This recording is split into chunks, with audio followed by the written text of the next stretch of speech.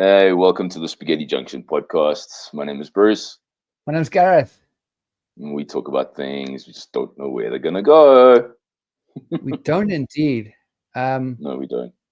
um, a quick thing that I have to mention, Oh yeah, but I mean, it'll be Europe links, seeing as that's where we're going anyways. Yes, we're going to be talking about yeah, Europe and some of the latest happenings of the political and everything else world. Is that yeah. so? This will tie in. Did you watch sections or watch the Donald Trump Zelensky press. Um, what the hell do they call it? Because Oh, their meeting, basically, uh, no, I haven't. I've heard all about it. I heard bro. about how, yeah, but I didn't. Oh my I gosh, haven't watched. it I haven't watched it for myself yet. it's an actual shit show. Hmm. It really is. I mean, the poor man gets jumped on by Trump, then JD Vance, who's their Yeah. I was going to say assistant president, but vice president. Vice president. Yeah. Um, he jumps all over Zelensky, and Mm. they booted him out without doing what they were there for, which was to sign a a deal with uh, between the two countries. And Yeah. from that, the fallout across the world, Mm. especially Europe, was just insane. Okay. Every country that could tweet or do something like that, all Yeah. were on Zelensky's side.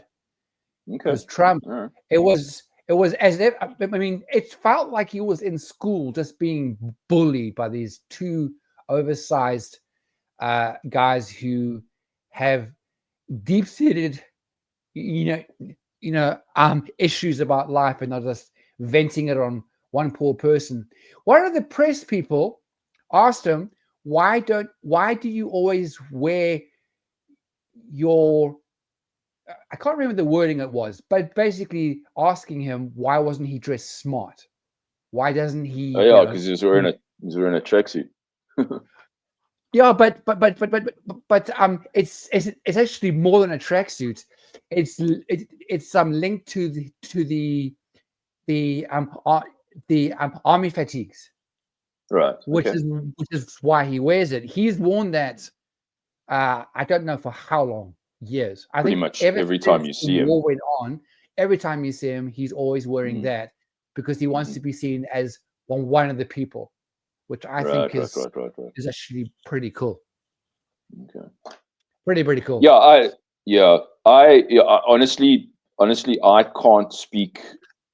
Um, I can't speak too much on the subject regarding Ukraine, Russia, all that kind of thing, because it's not something that I'm really following. Or maybe I should be, but I No, it's fine. haven't I been mean, at the moment.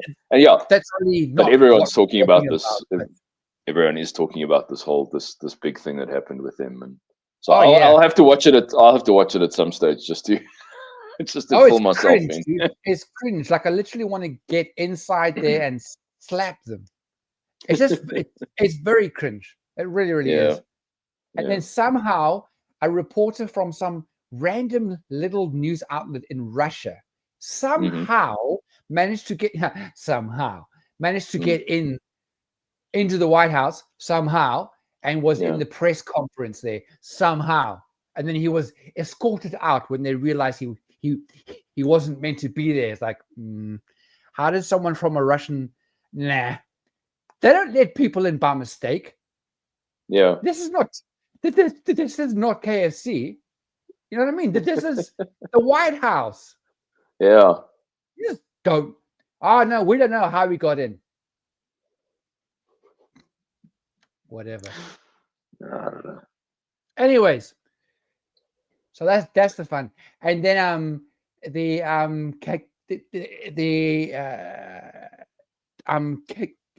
Ca- Canadian president. I can't remember his name now. He's Nope, I can't remember. Anyways, he did a press release. I mean, a press, press conference, whatever you want to call it. Yeah. Also, So it's Trudeau. yes, thank you. And then He's the they were having outgoing president, I think. yes. Yeah.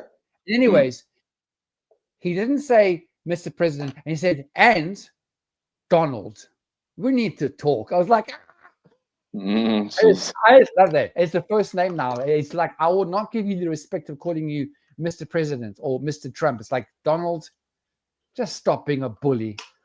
I love it. I love it. Yeah. Well, and yeah, I don't know. It's fun. It's fun and I games. think Trump will probably Trump would probably reply back going, "No, Justin, I won't," because Oh, exactly. All right. Well, I must say that new guy, Pierre Poilievre, who's possibly tipped to be the new Canadian Prime Minister, is definitely I think he's definitely going to be a little bit more of a better choice. So we'll see how he goes. yes, indeed. Indeed. Yeah, he's very much more sort of right leaning. So a lot of Canadians like him. So we'll see. I don't know. I follow him a bit, but not too much. Yeah. I mean, so supposedly Trump wants to make Canada the 53rd state, whatever. Yeah, no, I've heard about that. He's like, dude, okay, all right, look. Oh, it's so I like funny. you. I like you. You're doing some cool stuff, but don't try and make Canada one of the United States. No, exactly. Just like, and then he time wants out, to buddy. turn. It's like, whoa, boy. I know, and laughs. And then he wants to turn Gaza into a resort because obviously he wants to go in and rebuild Gaza from the bottom and turn it into. Hey, I thought we weren't going to talk about Trump today. Sorry, you're right. We weren't going to talk about Trump. Sorry. No, he's everywhere. No, okay, sorry. Let's go to Europe and have a chat about what's happening there.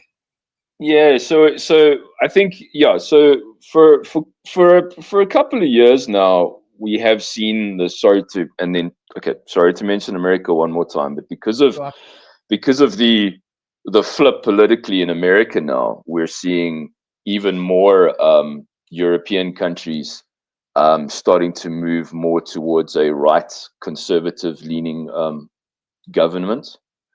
And a lot of the just general public in a lot of European countries are going that way because they have just been seeing the sort of the mistakes that the liberal governments have made over the last couple of years in a lot of your European countries, especially like Germany, Spain, France, Italy, all that kind of thing. And you can see how the more right-leaning sort of opposition parties are now getting a lot more traction. Even in the UK, people are very, very upset with the Labour government and that, and all of their stances on sort of the illegal immigrations and just letting people in and that kind of thing. And now they're sort of really are reaping the whirlwind of doing that. And we thought, we were being very progressive and letting everyone in because just come, we have open arms. And now, in a lot of the countries, Germany especially, and England obviously, and France, it's getting really bad now. And the people on the ground, the actual general public, are like, we've had it. We've had it with us. You guys have really screwed up. Holland's another one. And now you're getting the opposition leaders, especially in the Netherlands. I think we spoke briefly once about this guy Geert Wilders. Do you remember us talking about him at all, or I mentioned him at some stage? I think you mentioned that. As far as that's all I can remember. He's very, very sort of very outspoken about illegal immigration and all that kind of thing, and he's trying to he's definitely on the right, and he's gained a lot of support, and that kind of thing. So because the Netherlands is a hotspot because of the so much.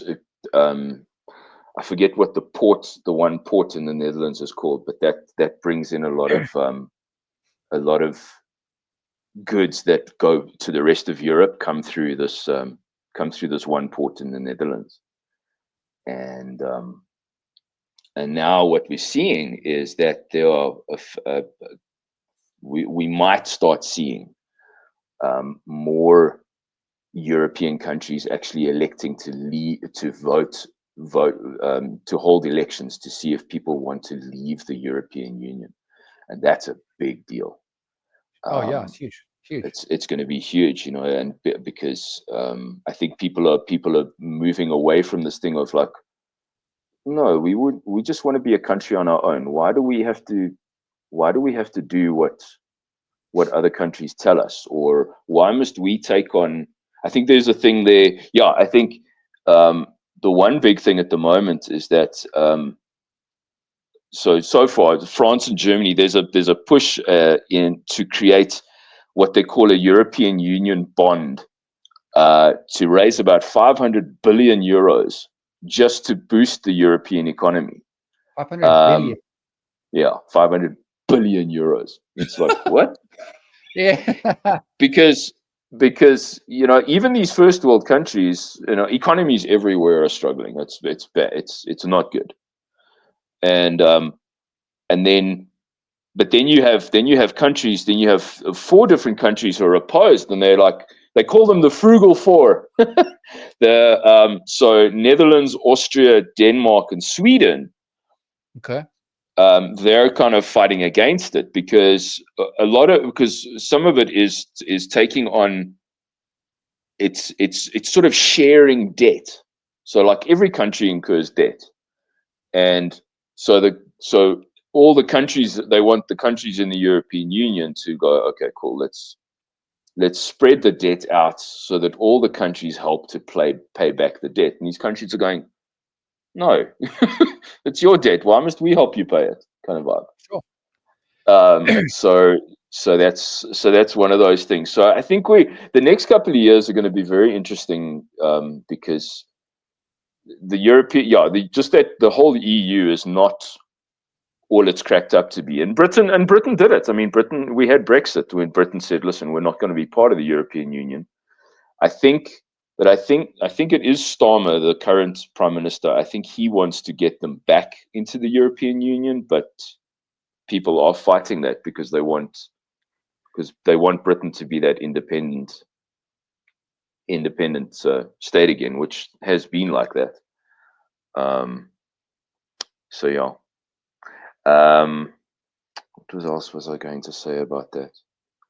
Yeah, and so now we're just seeing so many different reports of things that are happening in Europe. Every now and then you get some sporadic, random stabbing attack, or someone driving a car into a group of people, and then you find out that person is a asylum seeker that is in the country illegally and stuff like that. Or we did have one. Someone drove a car into a crowd about 2 days ago in Germany, but that wasn't politically motivated. No. So that was I don't know. Did you hear about that one at all? No. I mean, I know that happened, but in another country than about a month or 2 ago. But I didn't know it was like 2 days ago. 2 days ago. No. So this one was an actual. It happened in a German city, Mannheim, a smaller German city. But they found that this guy was a German citizen and he had mental health issues. Well, exactly. I mean, I think the problem is when that kind of thing happens.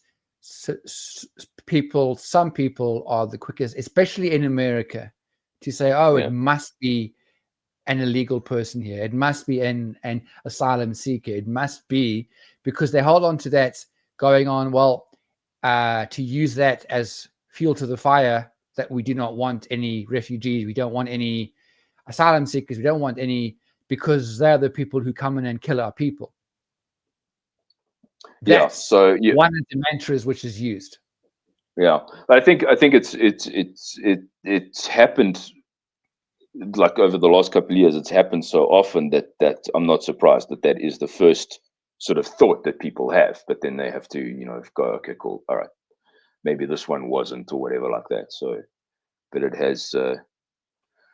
It has still also become a bit of a problem, and you see it in England as well. And when you have like large groups of like Islamic protesters walking through the streets and everything, and the police actually can't do anything. They're kind of got their hands tied behind their back because of all their policies.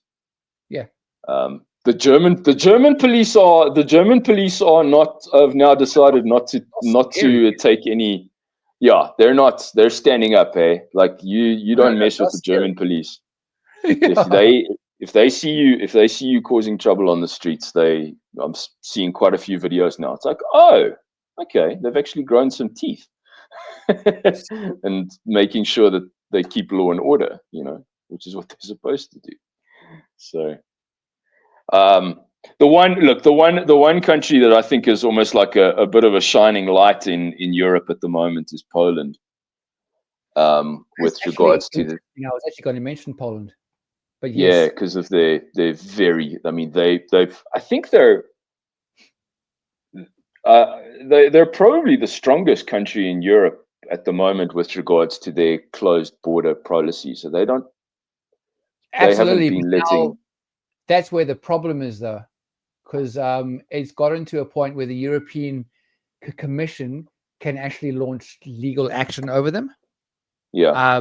Because basically Poland has refused to implement a pact which is called the Pact on Migration and Asylum, and which every other country in Europe has signed on to it, and it took a long time to actually get to that point.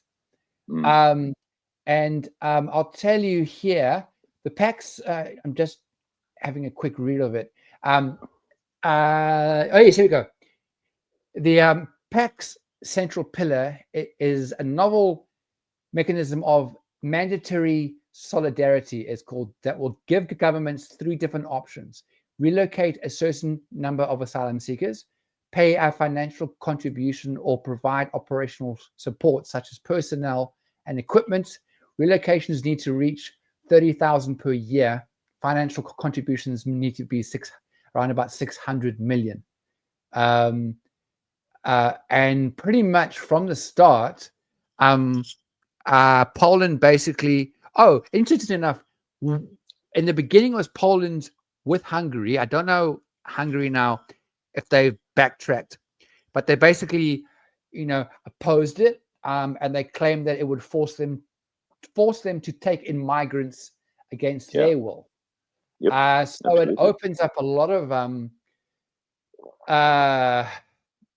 it opens. I mean, I look. I'm not in government, so I'm grateful I don't have to make any choices like that. But it's just interesting how one country has said screw you, basically, where it was agreed in the European Union and said, yes, there is a problem. This is how each of us is going to help try and manage this problem. Where Poland's basically saying, kiss my ass, we're not taking in people, do what you want to do.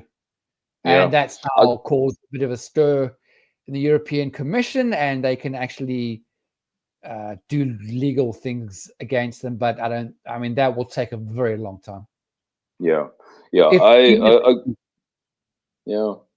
And Poland has come back and they said, well, look at what's happening in your countries. None of that stuff is happening in Poland because we don't let anybody in. Yeah. It's like, and now they've, so I got to be honest, I'm siding with Poland on it. I'm like, they're pretty much doing things correctly. Not really, because the problem is, okay, sorry, let me hear your side first. Yeah, it's just like, it's because my thing is always, Poland during the Second World War saw what invasion did to them, and they were like, well, that happened once before and it didn't end well, so we're just not going to do it. Sorry, go away. We're just not. And they've just said no. And I think they're a stronger country for it because of all of that. Because we're like, because none of that stuff that we're seeing in any of the countries up in, even to England, we're not hearing any of that coming out of Poland, because they literally just closed their borders, and they're authorized. If you come over the border illegally, we will use live ammunition and we will kill you because you are in the. Yes, they do. They're authorized to use live ammunition. What? Okay, I need to search on that one. Yeah. Yeah. You come into a country illegally. Hold on. We're legally bound. Okay, yeah. Their border people are very. Damn, that looks scary. Poland allows police to open fire on migrants at the Belarusian border. Polish MPs have approved a new measure which authorizes agents on the Belarusian border, agents, what does that mean? To fire live ammunition at migrants but this is for self-defense or in a preventative manner. So they can't just shoot willy-nilly. So I think it's saying that if they are rushed, I guess but that's crazy. So soldiers, border guards, police officers can fire live ammunition, but it has to be for preventatively or in self-defense at anyone who attempts to cross the border irregularly. Holy crap. They can use their weapons at the border when the life, health, and freedom of members of the police are threatened in the context of a direct and illegal attack against the inviolability of the state border. So it has to be a specific reason. They can't just go, hey, guys, we don't want you in our country, we're going to shoot you. No. If they rush the border and they feel that they're being attacked, then they'll shoot them. But they can't just go, guys, sorry, man, you guys are, we don't want you in the country, so we're just going to pot you. You always just, find a guy on their side of the fence and just throw him over again. It's like, goodbye, go away. We don't need you. There you go, back to Belarus. On the other side, that's Belarus. You stay there. We're Poland. We're going to. Yeah, but that's still quite scary that they've given them that ability, because that you would only be given that right normally if there was a war. Yeah, but I think every country's got the right to defend themselves. I think it's not a war ground. You know what I mean? It's not they're coming over the border to fight and attack and take over Poland. Well, Poland obviously feels differently, and they're just like, no, Poland doesn't care. You're right. No. Like, yeah, and I love the interviews with the I think he was the ambassador or one of the guys representing the Polish government, and you have these like woke British reporters who are like, but he's like, no. No, he wouldn't give in to any questioning or anything. He's just like, this is our policy, this is how we've decided to run our country, and no one is going to dictate to us how things are going to run. And I think it's Poland. Poland for the Polish people. They're keeping their people safe, and they're understanding that their economy is important, and they don't want to spend any of their money. They don't want to spend any of their money housing. Because so much money has been used to house so many illegal immigrants, and you see in England where English people get sidelined and hotels get booked out and earmarked for illegal immigrants to go and stay there. Yeah. And the English people are like, what the hell? What are you doing? Like, this is our country, and you're just giving these people accommodation and sidelining other people, like English citizens who actually need this more. What's going on? So yeah, that to me is very scary. So look, the issue is that this is not going to go away. I mean, there will be migrants. I think I think it's difficult because, I mean, if it's just someone trying to get across the border because, you know, they want to go to another country, that's one of it. But if people are coming from a war-torn country, where are they meant to go? At the same time, I do understand your point. It's like, well, you know, like we can't take on more people, but then what happens to those migrants? It's a very complex thing that cannot be solved just by closing borders. It's very complex because the migrants, dude, I don't know, man. The main problem that I see is that look, I get these countries, they wanted to be seen as to helping refugees. There's nothing wrong with that. Humanitarian crises happen all the time. Okay, and you know, countries are, you know, often countries provide aid, all that kind of thing.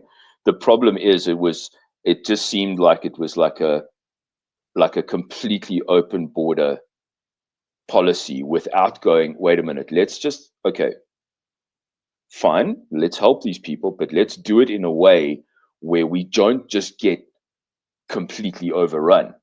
Yeah. And we've got to put more measures in place. And we've seen how a country like England, these people they come across from France, and France didn't help either. They're like, well, okay, they come into this country, but they're trying to get to England. So the French people just let them get onto boats and then go across the channels. Like, oh, well, goodbye. It's not my problem anymore. It's now England's problem. Then they get to the beaches on England, and you just see them coming on like there's no one there to stop them. And then they suddenly filter into the population, and it's thousands, absolutely thousands of people. And dude, sorry, that's why, sorry, it seems that my laptop's not plugged in, so I need to find out where there's a connection issue. I am here. I'm just gonna stop the mic and camera just so I can work out what the hell's going on. It'll be literally maybe 5 or 10 seconds. Okay, cool. Okay. You know, and just to keep going with my previous statement was that we are seeing that England and a lot of these countries that have been so open with their borders are now completely overrun, and now only are they putting in more, putting in more policies to try and curb this. You back? Yep, all good. Cool.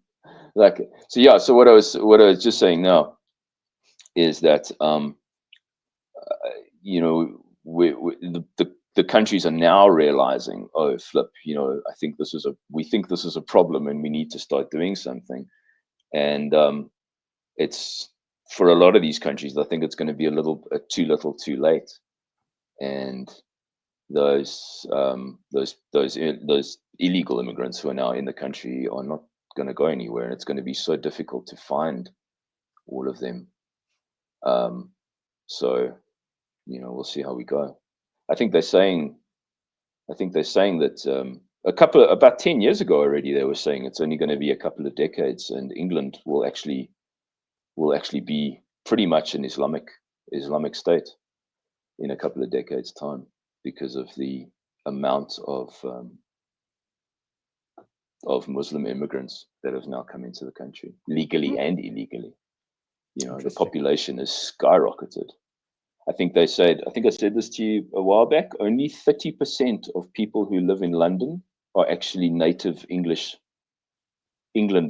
The rest are all, because London's just that hub, you know. And they've got a Muslim mayor, and you know, everything. You can't do anything. You can't do anything in England or in London to someone who's Muslim, but they'll arrest a Christian for praying outside an abortion clinic silently, not disturbing anybody. So, did you hear about that? No. Yeah, someone was standing outside an abortion clinic, and he was actually just praying silently to himself. He's a Christian guy. He was praying for the souls of, aborted babies. Yeah. And the police actually came up and asked him, "What are you doing?" He says, "No, I'm praying." It's like, you're gonna have to come with us. I think he was released fairly quickly, but that's scary. When the cops come and talk to you and say, "Listen, we think." That's thought crime. That's straight out of 1984 as well. We think that you're praying, and we think that you're not thinking quite along the lines of what we want you to think. So we're going to arrest you. So that's also quite scary. So that's what I like keeping my eye on, with regards to England and Europe. So, but we'll see. But I think for a couple of these countries, I think they really. They're rethinking this whole open border thing, but I just got to be honest, man. I think it's too little, too late, and they're not going to be able to, if they want to try and deport and try and bring down that sort of part of the population. I don't think they're going to be able to. So yeah. Well, there we go. Europe is not exactly Western Europe is not exactly the utopia that it once was. No. So, interesting. Yeah. Anyway, there we go. A little bit of a heavy one. Yeah, well, unfortunately, the world right now, a lot of things going on is heavy. So exactly, and it's good to keep our eyes on this because this thing will it'll affect us in South Africa. It'll affect you, New Zealand. All these countries have agreements with all these different countries, and it's got a knock-on effect. Yeah. So we'll see. Well, thanks for that. Okay, that was a good one. Good one, bud. Yeah, very thought-provoking. Thought-provoking, yeah. Big words today. Indeed. Well, nice one. This has been the Spaghetti Junction podcast. Please like, comment, subscribe, share, give us your thoughts, all of that stuff. In our little corner of the internet. It's our corner of the internet. Our corner, we can do what we want to do. Yeah, kind of like Poland. Yeah. Yeah, we're the Poland of YouTube.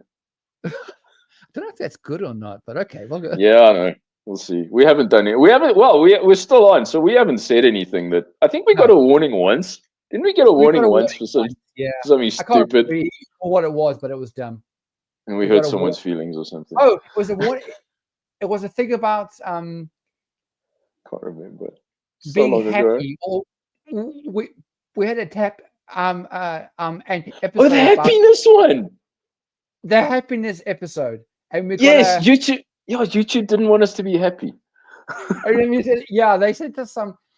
I don't remember what the comment was.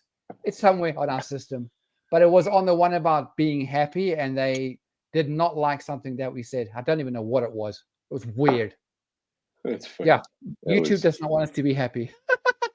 Well, it made us even happier because we laughed about it. I know, it's great. There we go. All right. Lekker. See you guys next week. Lekker. Have a good one, guys. Bye.